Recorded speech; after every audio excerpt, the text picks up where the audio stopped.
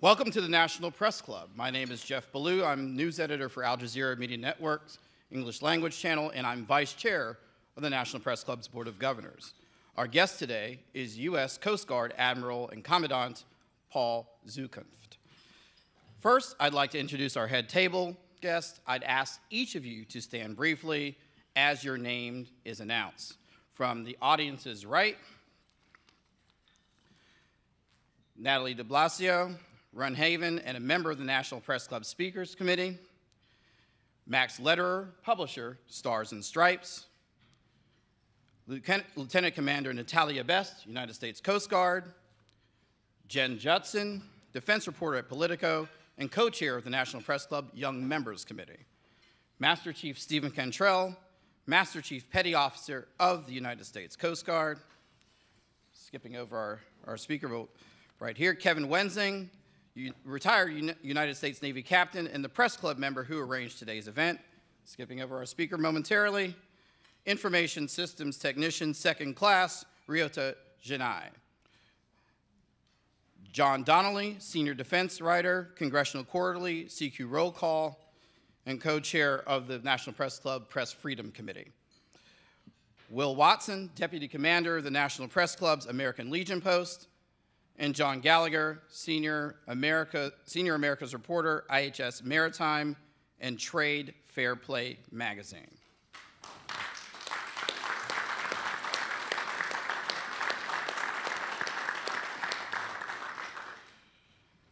I also want to welcome our C-SPAN and public radio and online audiences on press.org, and I want to remind you that you can follow the action on Twitter using the hashtag NPCLunch.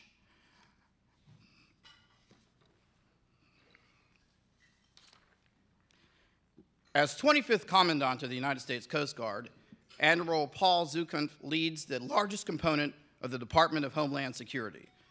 The non-retired Coast Guard boasts some 88,000 personnel, including active duty, reserve, civilian, and volunteers, with a budget of about $8.1 billion. Down a bit from last year, right? Members of the Coast Guard operate icebreakers in the Arctic Ocean and help mitigate recent events like the migrant crisis coming over, the Greenpeace blockade protests against the Royal Dutch Shell, execute counter-drug operations in the Caribbean, and provide security both in the U.S. and even some places as far away as the South China Sea. They respond to natural disasters such as Hurricane Katrina, more on how we are marking that event here at the club a little later, and human-caused disasters such as the Deep Horizon oil spill in the Gulf of Mexico. Additionally, the Coast Guard rescues more than 3,000 people each year and searches for boaters who go missing, such as the two teenagers who disappeared off the coast of Florida recently. As the smallest military force and the only one with law enforcement authority, the Coast Guard has had a role in the defense of the United States for 225 years. In fact, yesterday was Coast Guard's birthday. Today, Admiral Zukunft will discuss the challenges for the Coast Guard, such as congressional budget struggles, a well-debated cybersecurity plan, maintaining a zero tolerance for sexual assault, and a fleet in high need of modernization and sheer numbers to tackle the next 225 years. Please give a warm National Press Club welcome to the Commandant of the United States Coast Guard, Admiral Paul Zukunft.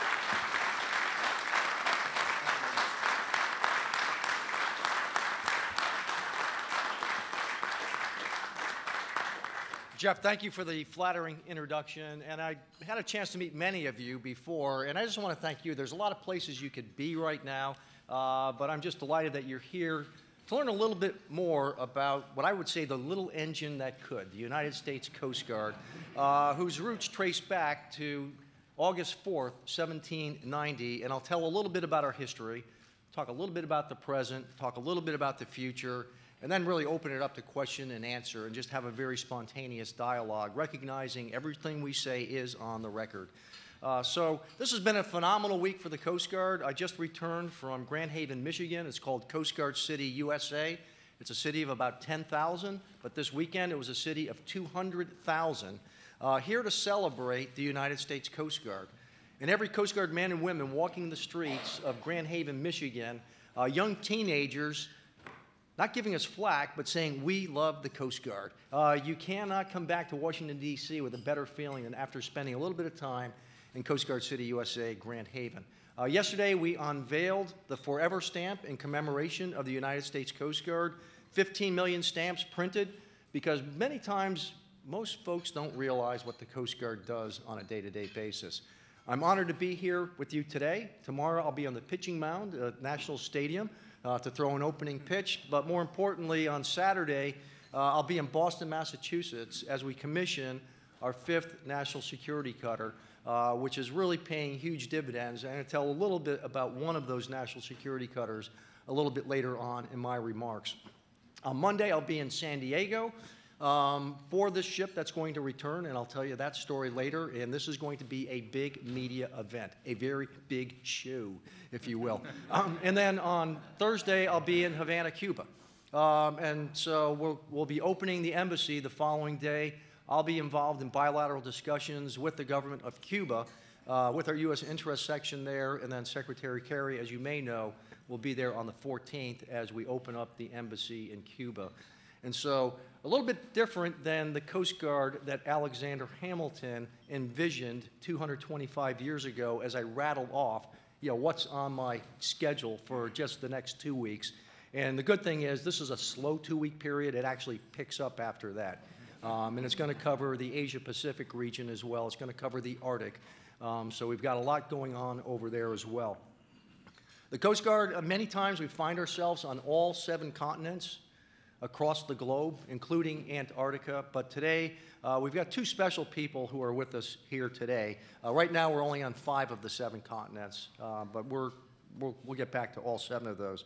But joining us, first of all, is Lieutenant Commander Natalie Best. She was a commanding officer of a patrol boat serving for Central Command in the straits between Iran and Bahrain. So she was the commanding officer of that cutter. And I just want to make a point that since 1978, every military occupational specialty in the Coast Guard has been open to women.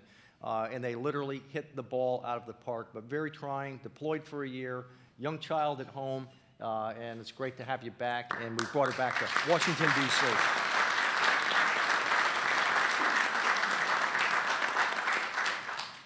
And you also heard introduced as Petty Officer Ryota Janai. He's an information specialist. He works at an area where we can't say a lot about what they do behind locked doors, but he's also a linguist, and he served on the Coast Guard cutter Mellon, one of our Hamilton-class cutters, that was involved in a multilateral operation, not an exercise, working with China, Japan, Korea, Russia, Canada, and the U.S., but really U.S.-led. And he was our linguist, our Japanese linguist, because it's really hard to do combined operations if you can't speak a universal language. And we've been operating in this domain now for a number of years under the auspices of what we call the North Pacific Coast Guard Forum. And it really is a model of collaboration and unity of effort with some of our key Asia-Pacific partners. And so, Ryota, thank you for your work over there.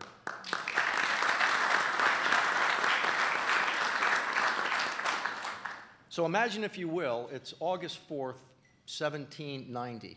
The Continental Navy was disbanded. The last ship was auctioned off in 1785.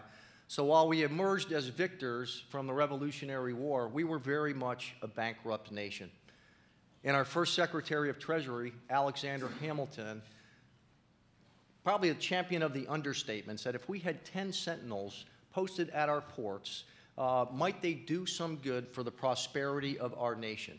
A tariff act was passed before that, but you had pirates, you had people bypassing our tariff laws, and so quite honestly, we're a maritime nation, but without any maritime governance whatsoever. And so Alexander Hamilton had this vision, and that we would charter 10 revenue cutters, and then he wrote a letter to each one of those commanding officers. He wasn't so big on the specifications of those 10 ships. He said somewhere between 36, 40 feet. And by the way, each one shall cost $1,000 apiece. He sent these commanding officers out to build them. The first one came in at $2,500, 2.5 times its initial acquisition cost. Today, our acquisition program, our total acquisition portfolio, our growth is less than 2%. And so we won 4 of 8 of the federal acquisition awards last year. So we've come a little bit, some way since 1790. But the most important piece that Alexander Hamilton charged those commanding officers is to be mindful that we are a country of free men, and we are impatient of those who don't have a temperate attitude and abuse the rights of our citizens of the United States. And it was that letter to those commanding officers that really lives within the DNA of the Coast Guard today, and it's reflected in our core values: honor, respect, and devotion to duty. Last year, we used aviation use of force, where we use sniper rounds to disable outboard engines, and we did that nearly once each week last year, and there wasn't one person injured during those interactions. Just yesterday, there was a boater in Seattle shooting weapons at police officers. Coast Guard came in, we surrounded them, and we used the most powerful instrument, the strongest muscle in our body, which has the least restraint, our tongue. And we were able to talk this person down. At a point in time, so if you go back to Alexander Hamilton's charge, be mindful that we are a country of free men. I'm very mindful of the fact how heavy-handed law enforcement tactics play out on CNN. And so you do not see the Coast Guard of yesterday or today involved in any of these heavy-handed law enforcement tactics. It's not me, but it really gets back to the DNA of our people serving on the front lines of our Coast Guard today. So I could not be more proud of what they do. Fast forward to present day, and I talked about one of our national security cutters. We have been a member of the national intelligence community for some time now. So we're not only an armed service, a law enforcement service, we're also a member of the national intelligence community. And when I'm in San Diego this Monday, I will meet the Coast Guard cutter Stratton. It's the 3rd of our national security cutters, and they're coming off a 4.5-month deployment. They have to come in because right now their load line is below water because of the 32+ metric tons of cocaine that they have interdicted on one patrol. Not one bust. These are multiple interdictions over a 4.5-month period. All of this driven by intelligence. Last year when I came into this job, we had awareness of about 90% of the drug flow ultimately destined for the United States. It doesn't come here directly. It comes into countries like Central America, like Honduras, El Salvador, and Guatemala. Coincidentally, those are the same countries of origin where unaccompanied minors were entering the United States. So violent crime, drug trafficking activity, but all of it targeted towards a demand in the United States. So there's a clear nexus between regional stability and drug trafficking, but we have awareness of 90% of the flow. Before coming into this job, we were able to target about 10%. About 10%. Now, some of this intelligence comes from confidential informants. They're not paid a lot of money from their host nations. It could be a fisherman, and he might be paid $300 to provide us very actionable information. Now, if he's found out, he's going to be assassinated. Not only will he be assassinated, his family will be assassinated. And yet, when we get that information, I just don't have enough ships. I don't have enough assets to act upon that information. Now, the good news is we've closed that gap by nearly 35% in the last year, which means we're not doing something else somewhere else, and I can't tell you what that is, but we've doubled down on the transit zone, and it's making a huge difference today. We're up in the Arctic, and I don't think Alexander Hamilton envisioned the Arctic. Last week, we had protesters in Portland, Oregon, as one of Shell's ships was departing. We had rappellers jump off a bridge, and we actually held the ship up to strike a balance of you really can't be protesting here. But eventually, that ship is making its way up to the Arctic. Shell is actually drilling as I speak today, not into formation. But 5 years ago today, I was down in the Gulf of Mexico where I spent 7 months, which were like dog months, as the Federal On-Scene Coordinator of the Deepwater Horizon oil spill. Make no mistake, a major oil spill in the Arctic you can measure in gallons, not in barrels. And so we need to be very mindful that Shell is responsible in carrying out its responsibilities up in the Arctic. So we will have 5 ships, and then we'll also have, we already have several helicopters operating up in the Arctic. This last winter, we saw the record low sea ice extent up in the Arctic region, and now as that ice starts to retreat, we may see a record retreatment of sea ice as well. 2012 was a record year. 14 of the 15 warmest years in the Arctic have all happened in the last 15 years. What I do know is that there's a lot more water than where there used to be ice.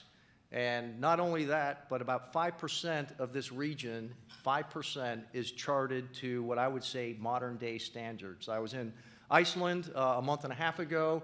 I was on the Icelandic Coast Guard vessel Thor. What a great name that is, Thor. And so I looked at their charts, and the datum is from 1915. That's when the most recent survey work is. So when the Thor is operating up there, they send their boat up in front of them with the side scan sonar so they don't stumble upon anything. And yet this year we'll have 200,000 tourists that will venture into the Arctic. And many of these cruise ships go flying by at 20, 25 knots through the same waters that Thor, very used to operating this area. And the reason I say that, when I met the captain, a little crusty, I said, "How many years of sea duty do you have?" 58. More than Magellan. And so he is uncertain about what's up there. But what happens if one of those cruise ships were to find a pinnacle in 39-degree water temperature? We knew what happened with Titanic 103 years ago.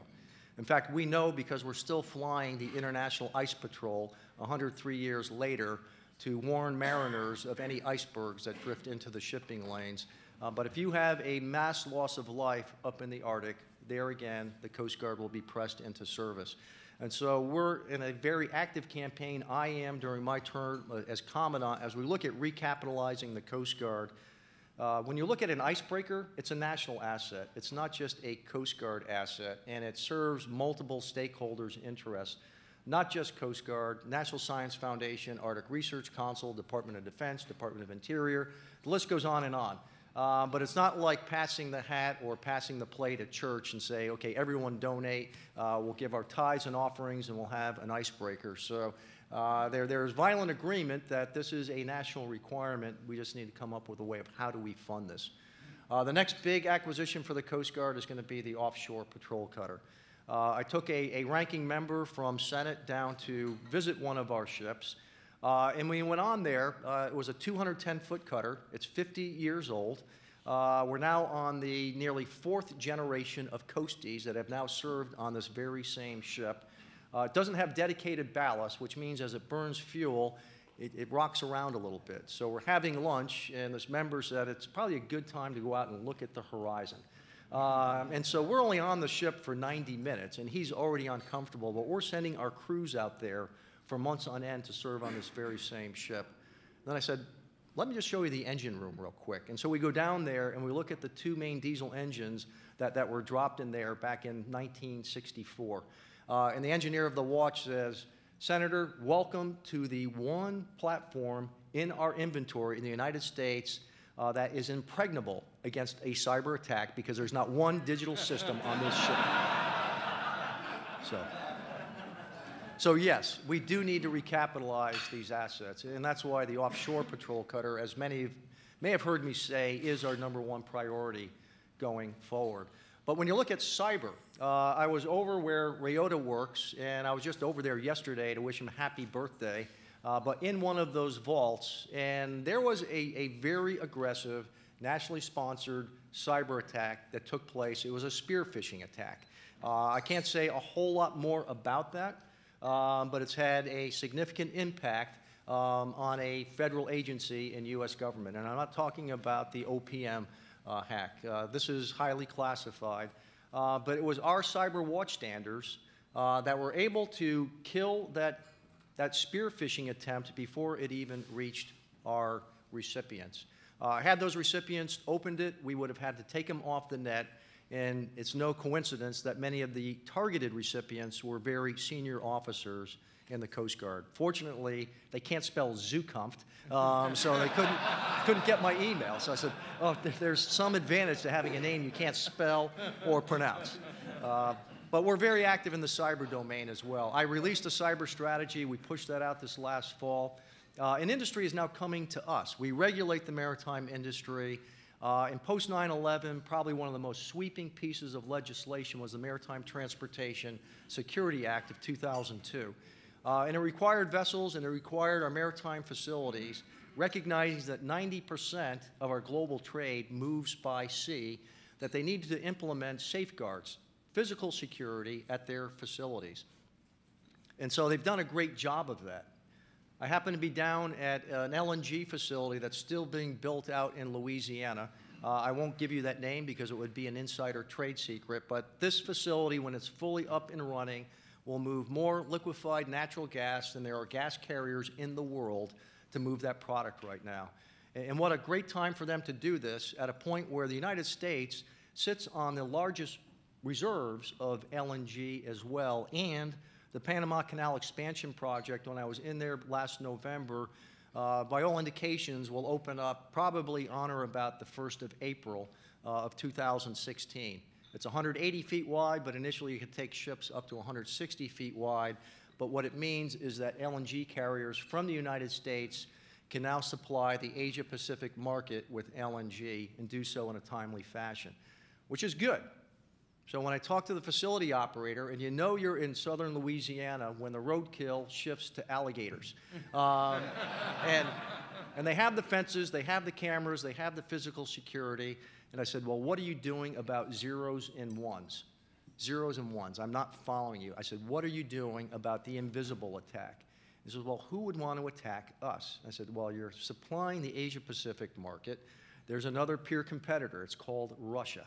And if you think that it's, you know, the ground rules haven't changed when it comes to cyber these days, you know, might someone like a national targeted attempt try to shut you down so you don't take their market share away? I said, ooh, what's the Coast Guard's standards for cyber? We don't have those.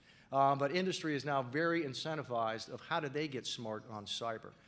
We need to be able to leverage cyber as well. 4 weeks ago, we had 6 drug interdictions. These are 30-foot pangas, each one loaded with about a ton of cocaine, but over an area from Canada, United States, Mexico, Central America. 6 boats over an expanse that large in the open ocean, and we got all 6 of them. We would not have gotten any of those if we were not able to leverage the cyber domain and vector our ships to where we knew these threats were operating.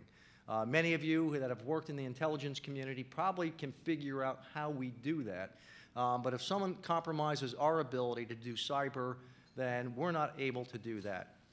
And when you just look at search and rescue, I only wish those 2 teenagers had an emergency distress beacon. We would have found them in a matter of minutes, not even an hour.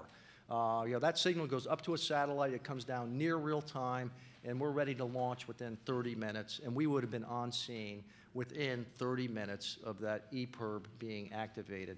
Nothing is harder for me as a commandant when I tell a family member that one of ours has died in the line of duty, but all of our sector commanders, they make those notifications to first of kin.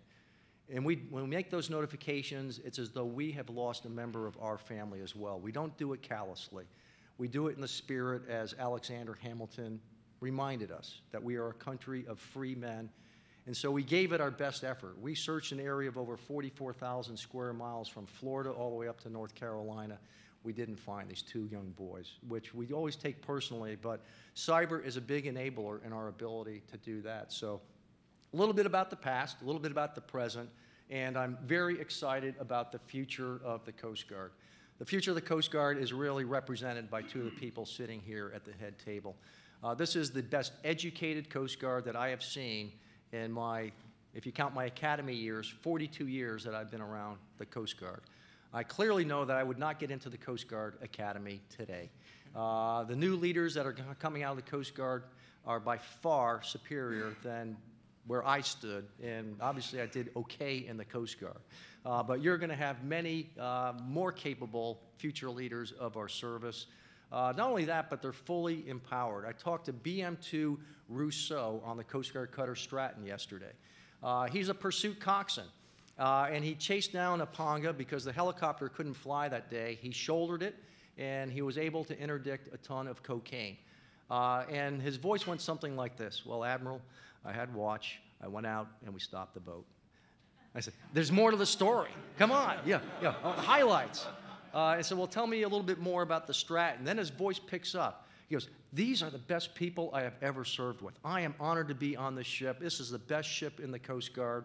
And I asked him, "Well, what are you going to do next year?" He goes, "Well, my tour's up, and he's going to be serving on the Stratton, and they're deployed for 230 days out of the year." He goes, "I'm going to ask my detailer if I can get a one-year extension, because I'm going to be a qualified underway OOD, which is normally reserved for line officers, as an E5 bosun mate in the Coast Guard. I've got 88,000 BM2 Rousseaus in the Coast Guard." So with that, when people talk about budget, I said, really, the bedrock strength of this service, our backbone, as it was going back to 1790, is our people. We just got a little bit more complex mission sets than we did in 1790, but Alexander Hamilton's vision is alive and well because his letter to those commanders resonates with each and every person in the Coast Guard. I'll now read my notes. Actually, I'm done with that. And what I'd like to do is open it up to question and answer.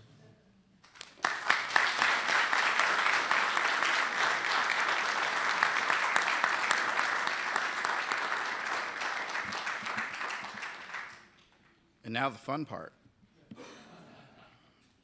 Some of the questions have been quite interesting, Admiral. Let's see.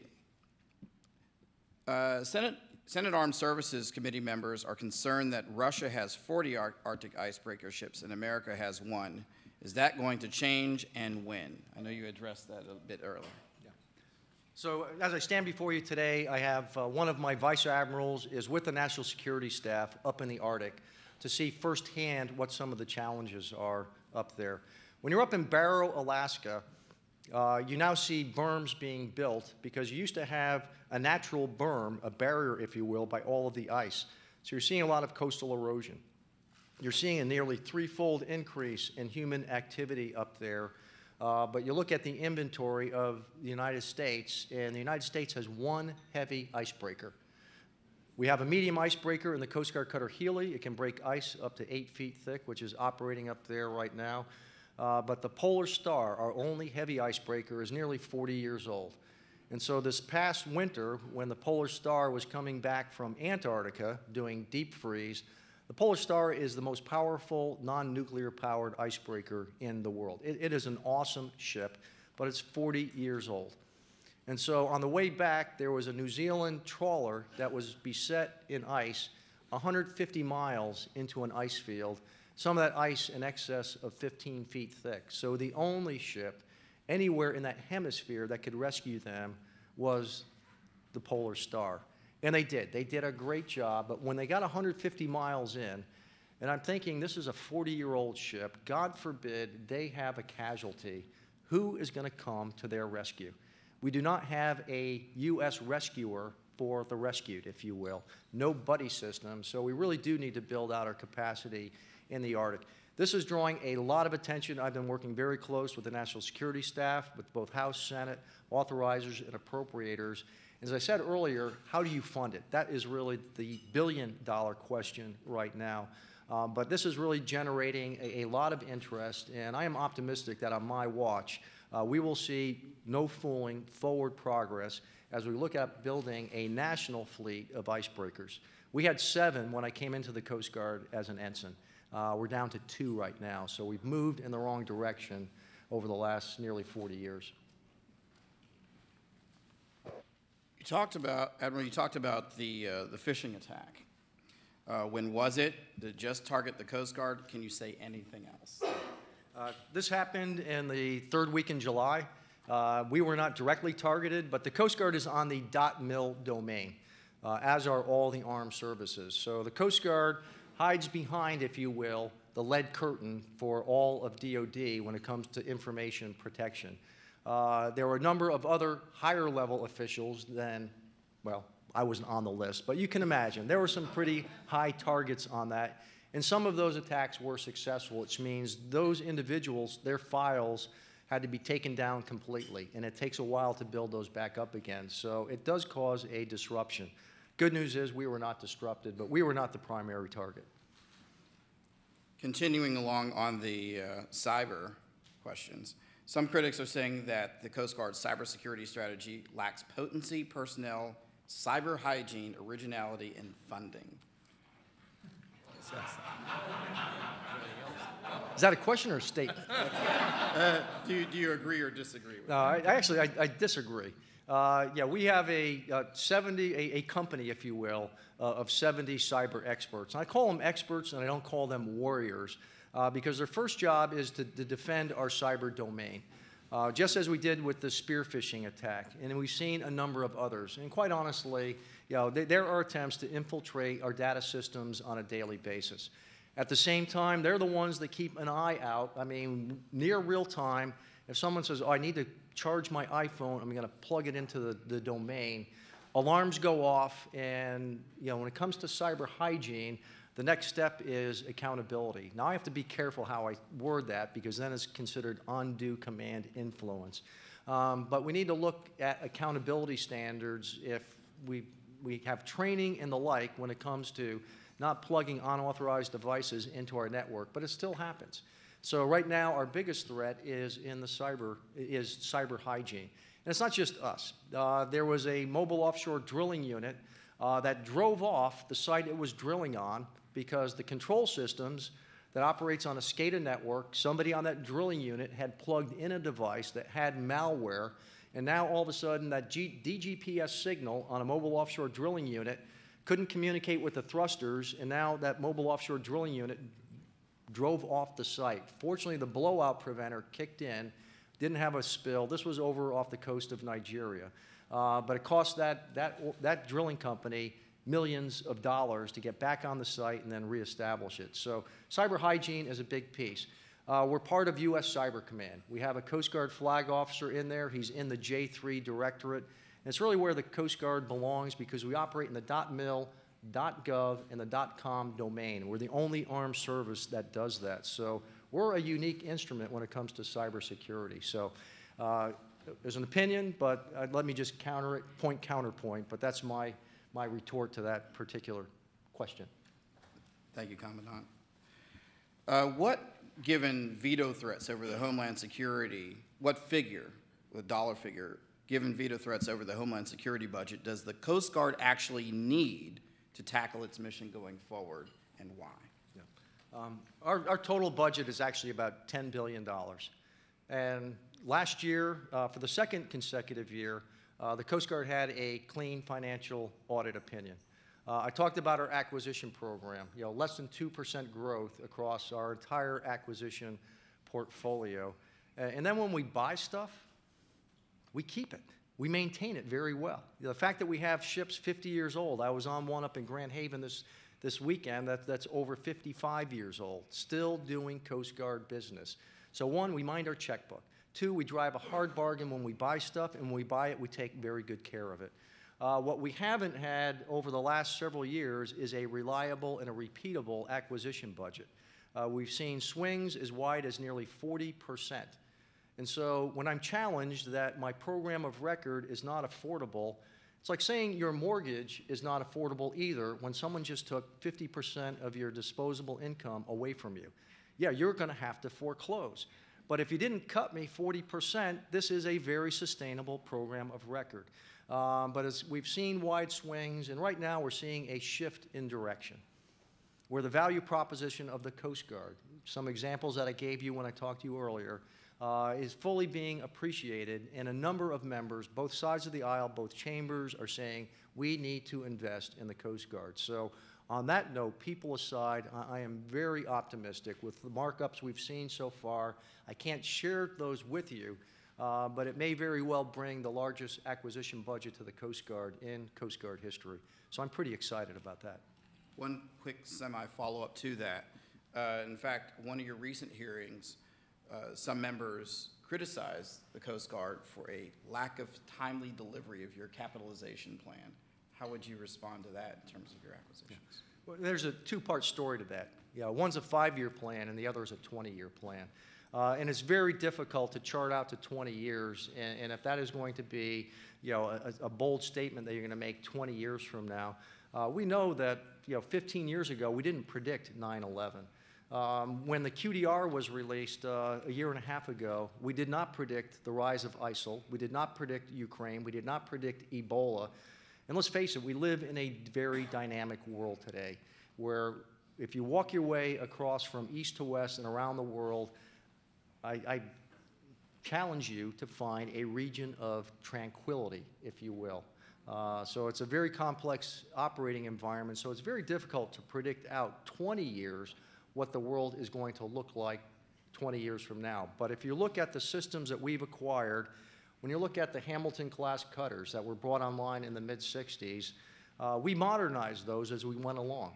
So you make sure that whatever you buy has space, weight, and power availability to accommodate new systems for new threats that are somewhere over the horizon. And so when you look at the National Security Cutter, that is an optimal cutter to work in what is a very probably opaque world if you start to look 10, 15 years. But those ships are going to be operating well after I cross the bar. And so I think we've made smart decisions on what we've acquired within our program of record, recognizing they'll be around 20 years from now as well. Facebook is building drones that are man-free and solar-powered. They can fly for 3 months consecutively. Could that technology help the Coast Guard in the future with constant coverage? And I want to add one little thing to that question. When you're engaged in drone technology, there's always the debate between civil liberties and actual deployment and personnel and force use. How do you deal with A, the technology of lengthy usage of drones, and B, the ongoing debate over usage of drones in terms of civil liberties? Yeah. Well, fortunately, out in the high seas, it gets pretty lonely out there. One, it gets lonely in that we're the only entity that has really a unique compendium of authorities outside of 12 miles of U.S. waters, which is the high seas. We have over 60 bilateral agreements that deal with counter-drug, that deal with proliferation security, that deal with fishery regulations. But as I stand before you today, we're using drone technology on the Coast Guard cutter Healy. Flying out, look where there's leads in the ice, has thermal imaging, look to see where there might be mammal activity so we don't disturb it. And it's much easier to use drone technology and sometimes marginal weather that you would otherwise put human beings at risk. That can do the exact same thing, and it can do it persistently. So drone technology, we've only seen, no pun intended, but the tip of the iceberg. And we've used it in counter-drug operations as well. In fact, we used it in one intervention where normally the ship comes charging over the horizon, blue lights screaming. This case, one of our national security cutters launched a drone. And they realized it was a refueling vessel waiting for that super panga loaded with cocaine to get refueled and continue on its way.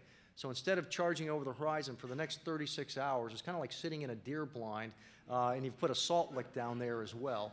And so they stalked this thing for 36 hours. And then as soon as that go fast showed up, they bring the drone back, and then they launched the armed helicopter. Shot out the outboards, and we got several tons of cocaine out of that as well. More importantly, we got the bad guys, and they're now in a safe house, if you will, providing us very valuable information. None of that would have been possible without drone technology. Are we going to own the upper edge technology-wise on that? Probably not. Commercial off the shelf, our adversaries. Organized crime is a $750 billion industry, so I'm going after that with a $10 billion budget. So their biggest challenge is how do you launder $750 billion? There's no Budget Control Act. There's no sequestration with these ill-gotten gains. So there's a little bit of a mismatch as we try to match technology against our adversaries. And I think when you look at drone technology, I see that as a challenge as we look 20 years out, and probably less than that, probably in the next 5 years. You mentioned your coordinating role in the Deepwater Horizon spill, and there have been a few spills in the news lately. Given your experience as the on-site coordinator for, was it 5 or 7 months, what are the lessons learned from Deepwater Horizon as permits are now opening up and more drilling is opening up 10 years later that the Coast Guard can apply? Tip O'Neill probably said it right. He said, as in politics, all things are local. And it's no different with oil spills. And if you're not engaged first and foremost at the local level. So what we realized very early on during Deepwater Horizon, as it impacted the Gulf states, very hurricane-prone part of our country that is very accustomed to operating under the Stafford Act. You declare a national emergency, and then under the Stafford Act, the governor reigns supreme. Under the Clean Water Act and with an oil spill, the federal government reigns supreme. And this impacted 5 states.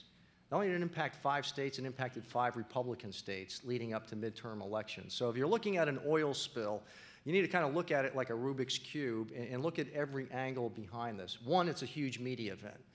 So it's my job to get it out of the national press, at least get it on the back fold of the Washington Post. And so how do you work with the media to tell your story? I was never going to win the day over a tar ball on the beach. But what I could win the day, when you looked at the daily lease rate of all the offshore relief well drilling, the skimming, and all of that activity, just offshore alone, was probably in the neighborhood of $50 million a day being expended by BP as we wrote out, here's the incident action plan and what you need. We had 47,000 responders, bigger than our active duty Coast Guard, responding to this as well. But getting the media out to where the heavy artillery was, trying to get at the source of this oil and where we were the most effective was offshore. And then getting all of that out into social media. We worked with NOAA and we created this application called IRMA, Environmental Response Management Application, and then we pushed it out onto the web once we got that fully up and running. On the first day, we had about 200,000 hits. On day 2, it was 2.2 million. And it just went viral after that. So rather than people waiting for the news cycle, they could go to this near real time, look at JPEG encrypted photos, what was happening with the response. They could manipulate the data and draw their own conclusions. Then the final piece was we had 70 Coast Guard officers detailed to every coastal mayor, parish president, every governor. So if they didn't like the way their county, their parish, their state was being allocated resources, you go to that Coast Guard person first. You don't go to CNN and try to steer the ship through national media, but let's work together on this and build unity of effort. But if you don't have unity of effort, this will become a media event, and at the end of the day, the environment is going to suffer as a result. So a lot of good lessons learned for what proved to be probably one of the most complex responses the Coast Guard's had to deal with. A Freedom of Information Act lawsuit was recently filed to require that Shell make public details of the safety of their Arctic drilling equipment. Do you agree those should be made public given the Coast Guard's mission to make the Arctic safe? Certainly when it comes to safety, there's a need to know. There's clearly proprietary information when it comes to oil spill leases. The auctioning of these leases is actually one of the largest sources of revenue generation in our federal treasury. So without divulging, the expanse of a given reservoir, but the safety standards that are in place, they're shared with us, they're shared with the Department of Interior, and clearly I believe there's a need for the public to be informed of what safeguards are in place to mitigate any impact to the environment. You spoke a lot about budget constraints and all the challenges. At some point, some priorities are going to win, some are going to lose. You've talked a lot about what's going to win, what's going to lose. Yeah. What can't lose is force structure. All the service chiefs are grappling with the same dilemma. How do you modernize and maintain force structure at the same time? Our active duty Coast Guard component, among that 88,000, is right around 40,000 people. Of that 88,000, 31,000 of them are all volunteers, Coast Guard auxiliary. I can't even call them a force multiplier because I pay them nothing. So whatever you multiply by 0, you get 0. But they provide millions of free man-hours supporting Coast Guard missions that don't involve putting themselves at risk, mostly our recreational boating community. but I can't cut force structure. And maybe you make those very difficult decisions of what operations that you would have to cut. And we've also always defined ourselves by 11 statutory missions, and some may say, well, just get rid of one of those missions. Well, each one of those missions has a funding line, a program element assigned to it. So when you divest of a mission, you divest of the funding that goes with it, and all you have at the end of the day is a smaller Coast Guard. 100 years ago was when the Coast Guard, the name Coast Guard, first came into being. And the first Commandant of the Coast Guard, Berthoff, was under attack by the Taft Commission that said, we need to, strip away all of this and move all your authorities into the Navy. And when they did the study, they realized it was going to cost the Navy over 40% more of what it cost at that point, the Revenue Cutter Service, to do what it did on a day-to-day basis. So if you're looking for efficiencies, you're not going to find it. Because quite honestly, many of our platforms are Swiss Army knives that can operate in a multiple of domains and mission sets, including working side by side with our Navy, with our Department of Defense service members as well. So people are the most critical asset, but you may have to trim operations. You may have to slow down an acquisition. As painful as that is, you can recover from that. But there's a check valve. When you get rid of people, it's very difficult to bring them in absent a major contingency like a 9/11. So my approach to our human resource capital is to hold fast on the human resource capital that we have and look at where there's opportunities for further growth, especially in the cyber domain. A few on climate change and Alaska. How is, since the President gave one of his commencement speeches at the Coast Guard Academy, how is climate change going to change the Coast Guard's job in the next few decades? That's a tough one. And I use the open water versus ice-covered water comparison. And we're seeing large expanses of open water. It is widely agreed that the seawater temperature is rising and sea level is rising. And I just go back to, and the phenomenon with that is you have more frequent and more severe typhoons. We're just clearing out a Category 2 typhoon that just hit Saipan, so we have several assets up there today. But 2 years ago, Super Typhoon Haiyan hit the Philippines with the highest ever recorded winds of nearly 200 miles an hour. So if you can imagine a tornado 60 miles across. Now, if one of those hit the United States, we might be convinced that what is going on with the world's climate today. But rising temperature, and as water expands, it rises as well. So we have low-lying islands in the Pacific Islands that are inundated with water at extreme high tides right now. So those are some of the challenges that we need to look at. When we look at infrastructure that's being built today, that's going to be around 100 years from now, did you factor in a rise of 5 or 6 feet of seawater? An area that doesn't get a lot of attention is Greenland. And so when you look at Greenland, as those glaciers melt, it's fresh water and it sinks. And as it sinks, it displaces warmer salt water that rises to the surface. And now you have warm salt water, and you've got cold ice, and you have this temperature gradient that usually causes more severe winds that accelerates erosion, more ice being released. So you can't put this on a linear model in terms of ice melt, rising sea levels.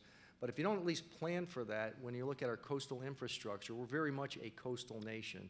But we need to take all of these factors into account, as does the Coast Guard, as we look at some of the challenges. But you can't plan this in 2, 4, or 6 year windows of time. We really need to be thinking 10, 15 years out. And it's very easy to delay that decision and say, well, it's not going to happen on my watch. So on my watch, I need to make sure 3 commandants from now says, I'm glad they at least paid attention to some of this. So we're keeping a close eye on this. Another one, somewhat climate or Arctic related, actually. How much have navigable waters increased in the Arctic? I wouldn't say it's increased. There's a lot more activity up there. There's actually a cruise ship that's planning to run from the Barents Sea to towards Greenland, carrying over 1,000 passengers next year through the Northwest Passage. It's not, there's no aids to navigation up there. As I said earlier, much of this area is about 5% is charted to what we would call 21st century standards. So the charting void that's up there is of great concern, because if one of these ships does find a pinnacle, we have a seamount that's named after the Coast Guard cutter Healy because they found one. It rises up over 10,000 feet from the seafloor. Fortunately, they found it with their side scan sonar and not with their hull. But that's a big concern right now as you look at charting, navigation. We're also looking at a traffic separation scheme in the Bering Strait to assure that you don't have collisions at sea up there as well. A couple similar questions, but I'll just take this one. Should the Navy take possession of the Coast Guard's icebreakers, what would you say to giving up that mission? How important is it to have more than just a few icebreakers to modernize the ships you have, given Russia's proliferation of military assets in the Arctic region now? How is the Arctic mission changing given Russia's new build up there? We meet probably once a week. I see the CNO in the tank. So I have a seat with the chairman and the other service chiefs. And then each year we have what we call staff warfighter talks. And we've had lengthy discussions about the Arctic. And I am confident that Admiral Greenert does not want to take on the icebreaking mission. But when you look at what does an icebreaker need to do in the 21st century, clearly it needs to break ice. It needs to be able to support a scientific mission. Russia is militarizing the Arctic, and they turn the Arctic into an area of access denial. So if you look at an icebreaker as you look into the future, and then if you look at modular systems, you want to make sure that you reserve space, weight, and power so you can put Navy-type systems in an ice environment to protect U.S. sovereignty up in the Arctic domain. And those are the discussions that we're really having, not to pass this off to one or the other, but you look at the future requirements of a heavy icebreaker. It's going to have to do more than just break ice, support science. It's going to have to do a multitude of things. You want to make sure that you have some modularity built into that if that's being used as an instrument to exert U.S. sovereignty. I'll move to another part of the world, the South China Sea. Some in the Coast Guard would call this a success story. But you hear a lot in military parlance about the Asia pivot.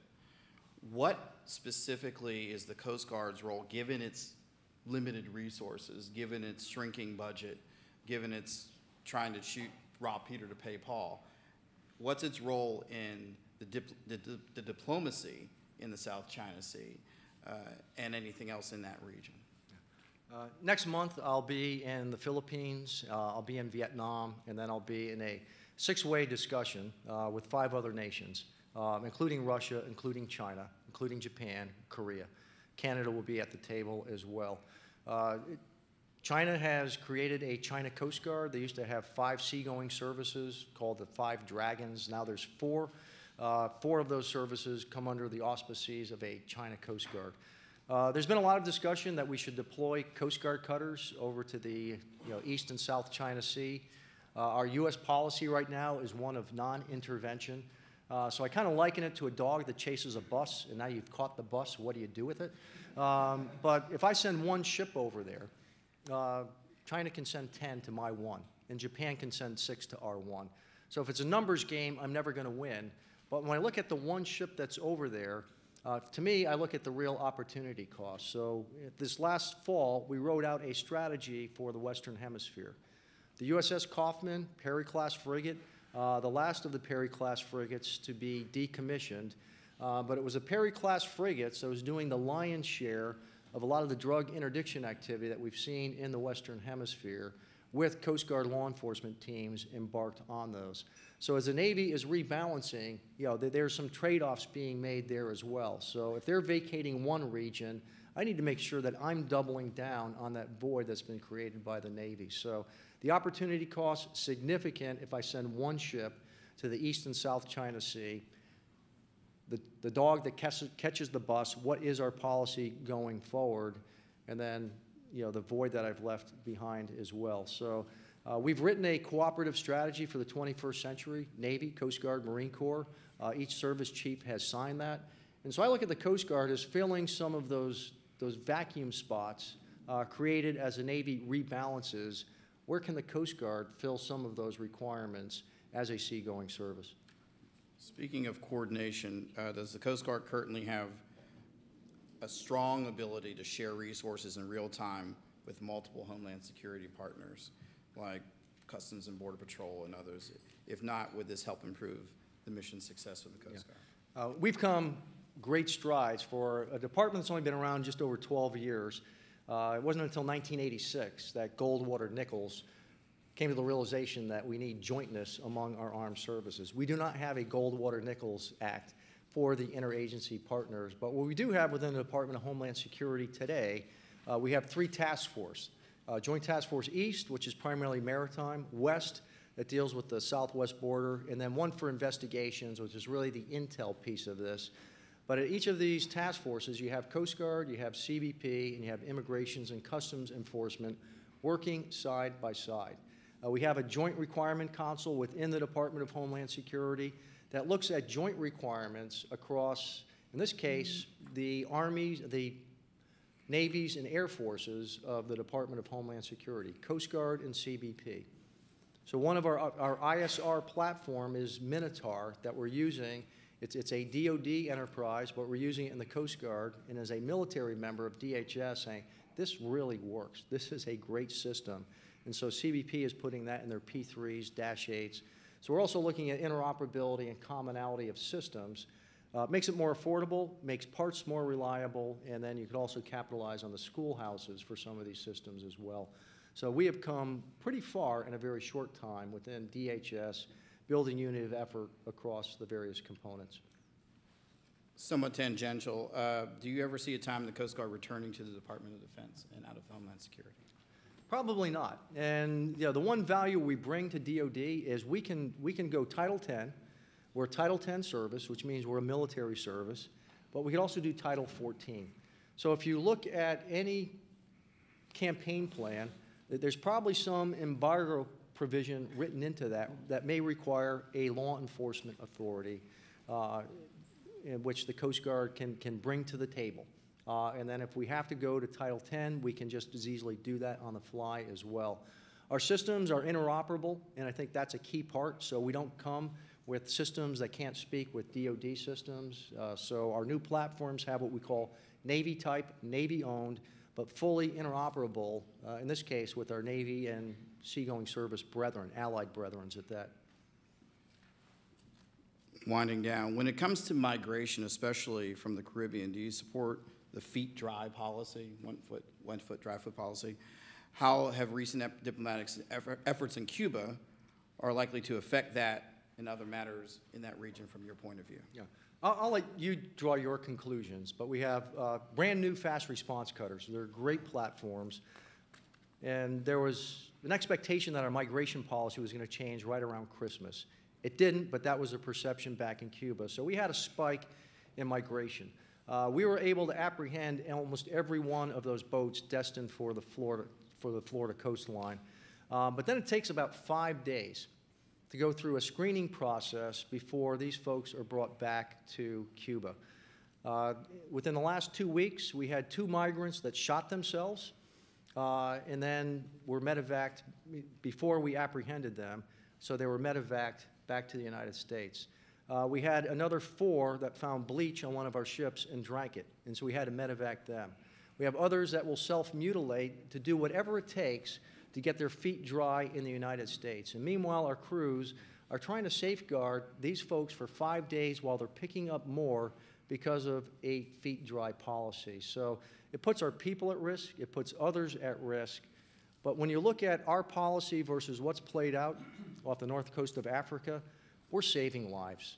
I mean, yes, we're apprehending, but many of these folks are in really unseaworthy, just flotsam that might have a motor on it. But it's a humanitarian mission as well, that they're going to live. And they'll probably go back and try to cross again. But the feet dry policy does make it a challenge for those trying to better their lives and for those doing enforcement to be able to safeguard them until we have a clear light to be able to repatriate them back to Cuba. Thanks. Just have a few seconds left before I ask the final question. I'm going to at first present you with the National Press Club Thank you, mug. And, and noting that we are the leading organization for professional journalists and fight for a free press worldwide, I want to ask you one little question about the Mets. Are the Mets going all the way this year? No. So, 1969. So you had Don Clendenin.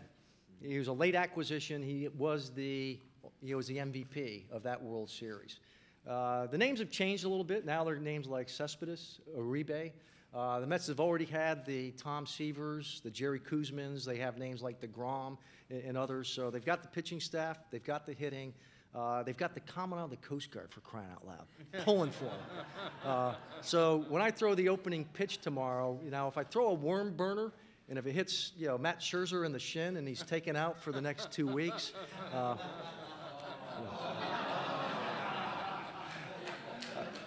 wouldn't do that. I wouldn't do that. But it's good. As you know, the Mets were caught up in the Bernie Madoff scheme, and they auctioned off a good part of the team. But again, I go back to 1962 and Casey Stengel, when they had no place to go but up. And so when you look at a Coast Guard, sometimes you can relate to the Mets. You've got no place to go but up. You got the Mets destined for the World Series, and you got the Coast Guard doing the same thing.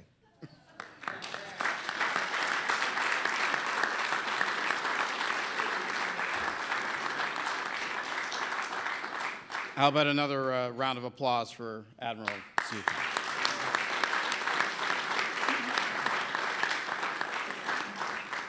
We'll see you back here hopefully on August the 12th with the Right Reverend John Richard Bryan, Bishop of the African Methodist Episcopal Church. I'd like to thank the National Press Club staff, including our Journalism Institute staff and Broadcast Center, for organizing today's event. If you'd like a copy of today's program or to learn more about the National Press Club, please go to our website, www.press.org. Thank you. We are adjourned. Nice job, Jeff. Well done. Good job, sir. One award back.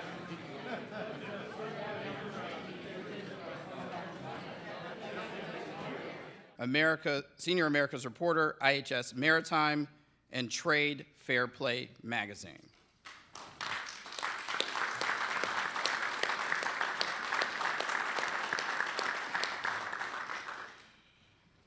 I also want to welcome our C-SPAN and public radio and online audiences on press.org, and I want to remind you that you can follow the action on Twitter using the hashtag NPCLunch.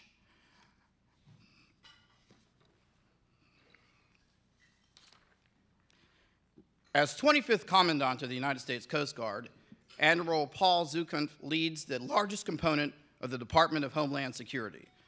The non-retired Coast Guard boasts some 88,000 personnel, including active duty, reserve, civilian, and volunteers, with a budget of about $8.1 billion. Down a bit from last year, right? Members of the Coast Guard operate icebreakers in the Arctic Ocean and help mitigate recent events like the migrant crisis coming over, the Greenpeace blockade protests against the Royal Dutch Shell, execute counter-drug operations in the Caribbean, and provide security both in the U.S. and even some places as far away as the South China Sea. They respond to natural disasters such as Hurricane Katrina, more on how we are marking that event here at the club a little later, and human-caused disasters such as the Deep Horizon oil spill in the Gulf of Mexico. Additionally, the Coast Guard rescues more than 3,000 people each year in searches for boaters who go missing, such as the 2 teenagers who disappeared off the coast of Florida recently. As the smallest military force and the only one with law enforcement authority, the Coast Guard has had a role in the defense of the United States for 225 years. In fact, yesterday was Coast Guard's birthday. Today, Admiral Zukunft will discuss the challenges for the Coast Guard, such as congressional budget struggles, a well-debated cybersecurity plan, maintaining a zero tolerance for sexual assault, and a fleet in high need of modernization and sheer numbers to tackle the next 225 years. Please give a warm National Press Club welcome to the Commandant of the United States Coast Guard, Admiral Paul Zukunft.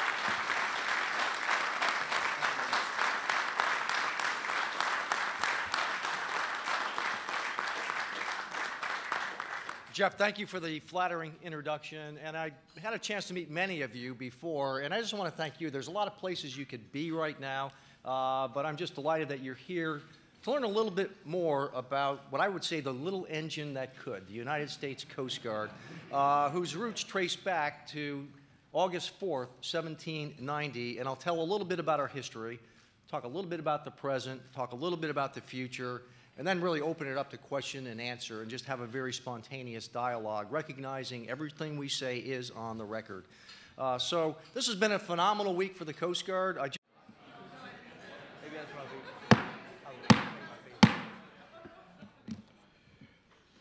Welcome to the National Press Club. My name is Jeff Ballou. I'm news editor for Al Jazeera Media Network's English language channel, and I'm vice chair of the National Press Club's Board of Governors. Our guest today is U.S. Coast Guard Admiral and Commandant Paul Zukunft. First, I'd like to introduce our head table guest. I'd ask each of you to stand briefly as your name is announced. From the audience's right, Natalie de Blasio, Runhaven, and a member of the National Press Club Speakers Committee. Max Lederer, publisher, Stars and Stripes. Lieutenant Commander Natalia Best, United States Coast Guard. Jen Judson, defense reporter at Politico and co-chair of the National Press Club Young Members Committee.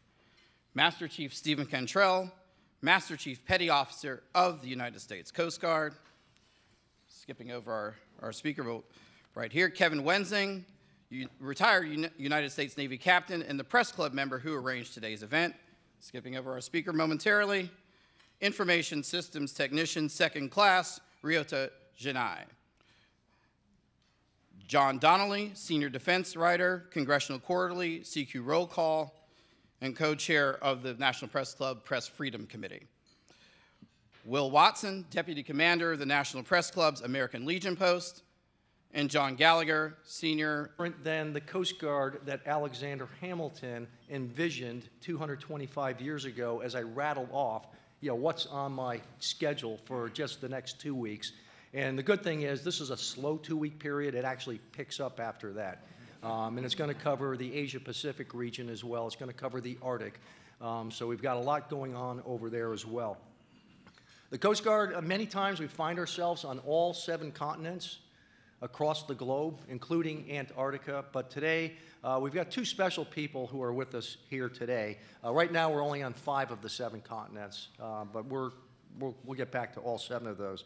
But joining us, first of all, is Lieutenant Commander Natalie Best. She was a commanding officer of a patrol boat serving for Central Command in the straits between Iran and Bahrain. So she was the commanding officer of that cutter, and I just want to make a point that since 1978, every military occupational specialty in the Coast Guard has been open to women, and they literally hit the ball out of the park, but very trying, deployed for a year, young child at home, and it's great to have you back, and we brought her back to Washington, D.C.